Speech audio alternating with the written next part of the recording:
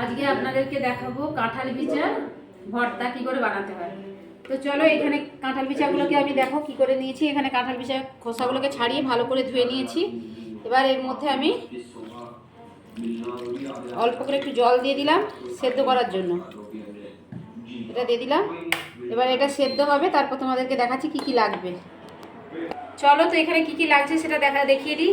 এখানে হচ্ছে পেঁয়াজ কুচানো লাগবে, ধনেপাতা লাগবে, রসুন লাগবে, আর শুকনো লঙ্কা লাগবে, আর একটু চিংড়ি মাছ লাগবে। দেখো কাঁঠাল বিচাটা সেদ্ধ হয়ে গেছে এবং কালারটা কেমন এসেছে দেখো। এই যে খোসার যে কালারটা, সেই কালারটা উঠে গেছে দেখো। এবার এটাকে আমি একটা ঝুড়িতে ছেঁকে নেব। দেখো কড়াটা হচ্ছে গরম হয়ে গেছে। এবার আমি তেলটা দিয়ে দিলাম।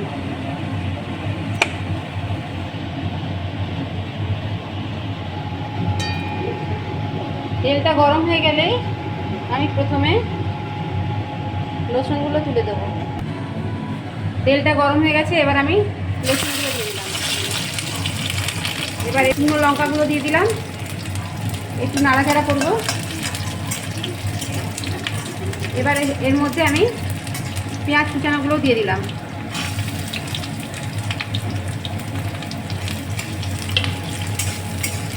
এইটা যতক্ষণকে ভাজা হবে ততক্ষণকে আমি কাঁঠাল বিচাগুলো ভালো করে পরিষ্কার করে নেবো, কারণ যে কোনো ভর্তা করতে গেলে কিন্তু একটু খাটনি আছে।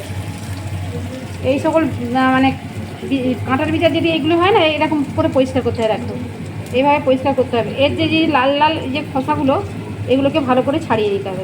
এইভাবে ছাড়িয়ে নিতে হবে। আমি এগুলো ছাড়িয়ে নেবো এরকম করে করে। এর মধ্যে অল্প করে লবণ দিয়ে দিলাম, কারণ হচ্ছে এটা পেঁয়াজটা ভালো ভাজা হবে। লবণটা দিয়ে দিলাম।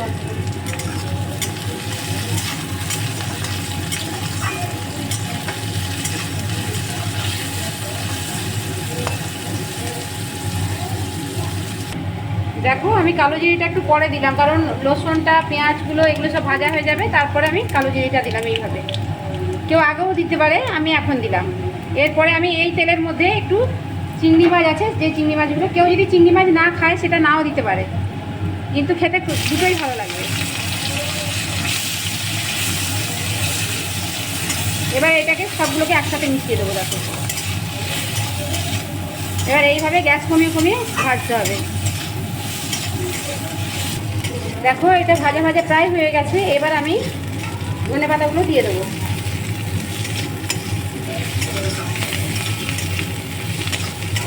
ধনেপাতাগুলো একটু নাড়াচাড়া করে এবার এটা আমি বন্ধ করে দেবো। একটু ঠান্ডা হলে তারপরে ছিলেতে পারবো, আর ছিলে বাটাটা হচ্ছে সব থেকে টেস্ট লাগে।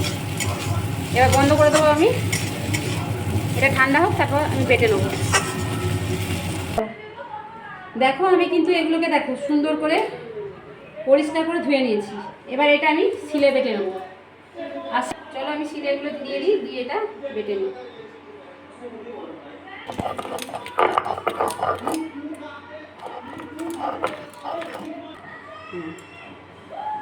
আমার হচ্ছে কাঁঠালের এটা মানে বিচিগুলো হচ্ছে তোমার হচ্ছে বাটা হয়ে গেছে। এবার দেখো কড়াতে যেটা ভেজেছিলাম তোমার চিংড়ি মাছ আর রসুন, পেঁয়াজ, শুকনো লঙ্কা, ধনেপাতা, এটা যে হালকা নেড়ে নিয়েছিলাম সেটা কিন্তু আমি এবার বেটে নেবো। দেখো আমরা মেয়েরা কিন্তু সবসময় সকলেরই আবদার রাখি। আর এই সময় তো মানে এই সময় তো প্রচুর কাঁঠাল পাওয়া যায়। কাঁঠালের যে বিচিগুলো আমরা কিন্তু মেয়েরা কিন্তু কেউ ফেলোয় না। কী করি বলো তো, আমরা সেটা চচ্চড়ি করি, নাহলে সেদ্ধ করে খাই, আবার এইরকম ভর্তা করেও খাই।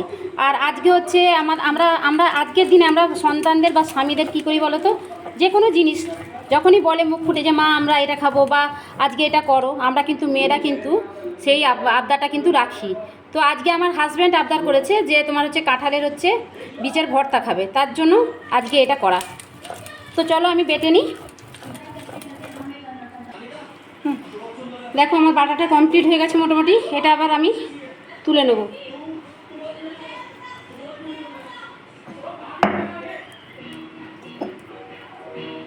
এটা খেতে এত সুন্দর হয়, খুব মজাদার হয়। যদি হচ্ছে তোমার ঝাল ঝাল খাবে, সে একটু লঙ্কা বেশি দিতে পারে। আমার হাজব্যান্ড অবশ্য একটু ঝালটা কমই খায়। এর সাথে এবার এর মধ্যে হচ্ছে আমি সরষের তেল দিয়ে দেবো একটু বেশি করে। হ্যাঁ দিতে হবে, ভালো করে এরকম করে মাখাতে হবে। এর মধ্যে দেখো কাঁচা ধনেপাতা অল্প একটু ছিল দিয়ে দিয়েছি। এবার এর সাথে লবণ দিয়ে ভালো করে মাখাতে হবে। অল্প লবণ দিয়েছি, আর একটু লবণ দিতে হবে।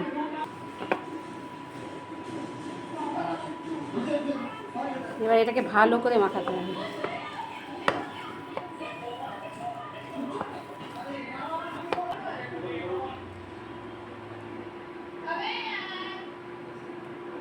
এবার দেখো এটাকে সুন্দর করে, গরম গরম ভাত, খুব গরম ভাতটা, এত গরম আমি হাত নিতে পারছি না। এবার এটাকে আমি মুখে নেবো, খেয়ে দেখবো কেমন হয়েছে।